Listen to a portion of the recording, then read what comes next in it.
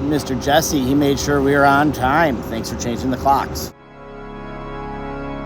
Here at the workstation on the back side, you see how it's braced up with our uni strut. And that one down there, and that one over there. I can't really see it under there, but that really stiffened these up. And then got them all much straighter. That one over there was really crooked, but now it's straight and not as wobbly. So I'm calling this done. We're here at the transfer cart between spray buffer and set buffer. This has been loose and damaged. Got that all fixed up. Done. I didn't post this yesterday, but got this fastened up here. These are the workstations. Got them much more level. This one down here, I'm not going to jump the track, but you can see the brace there. That one was very crooked, got it much more straight. Got this one all stiffened up and straightened out. Calling this done. The wobbly workstations.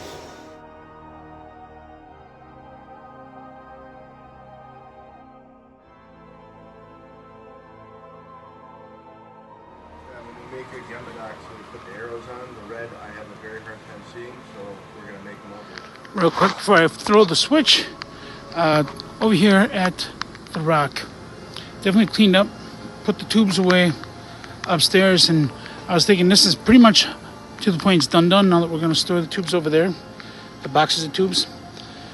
We can still do where we have our empty tubes and we have our overstock, because we also finished filling up all the rest of the granite. So we have a lot of overstock, like 805, there's a buttload of that. We could get to the point where instead of running up and down the stairs, and we do have some of our old colors come in, there is a point we can store some of it here. Don't have to. Already brought it all upstairs, just saying it might save some steps in the future. But otherwise, this is pretty much done. I also wanted to ask about this bag here. I might even bring it to sort.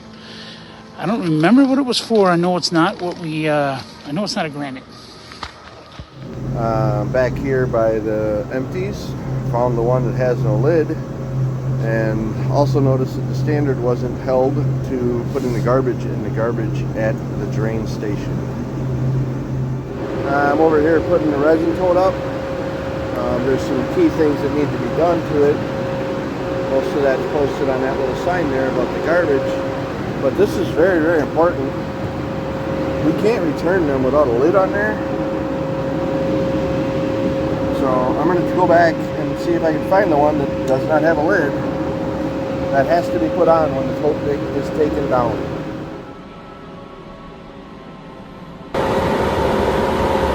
Scrub down both sides of the doors. The kick plates are a little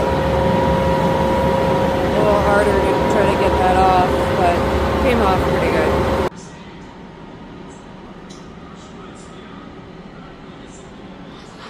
Good morning.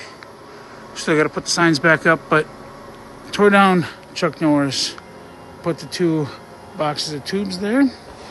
We ended up building another one like this, so once one's gone you can pull the comm band, but we did it upside down so it clips in this way, so we could put it underneath the box, but it's not very visual right now.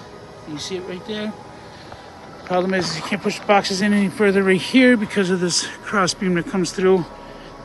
It comes through right behind the boxes, so it's hard to push them all the way in there. So you might have to find a better visual there. But we're able to get them homed and out of over there.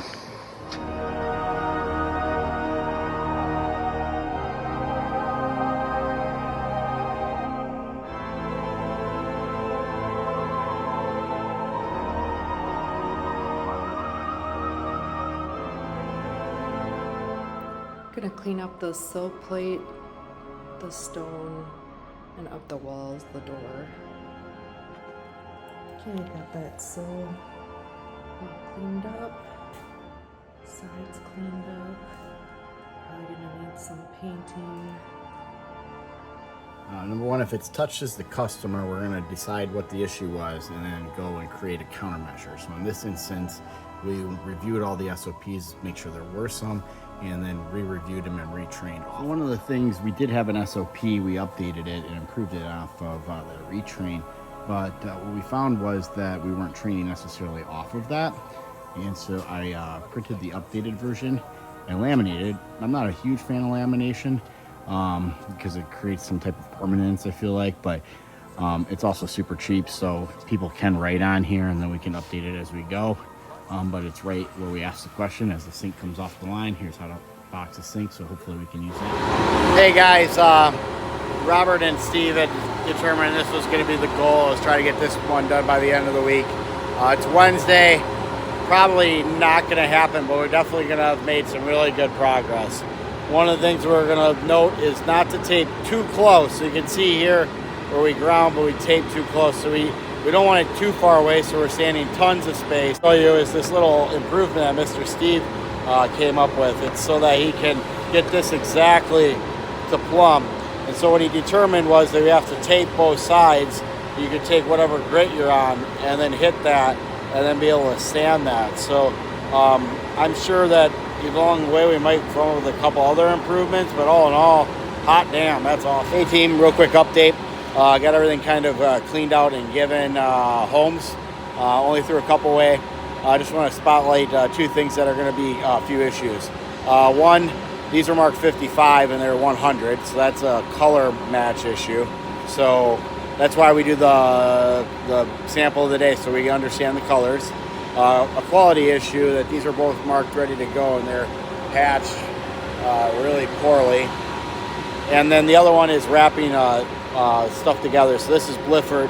I'm gonna deal with this when the Blifford order goes out, but these are actually multiple different orders and they all just got wrapped together, and then no label got left outside so that you can even see it. So that's why I wrote Blifford on there, so I can spot it. But it should make it easier that you're not having to look through all these splashes to find what you're looking for. Thanks.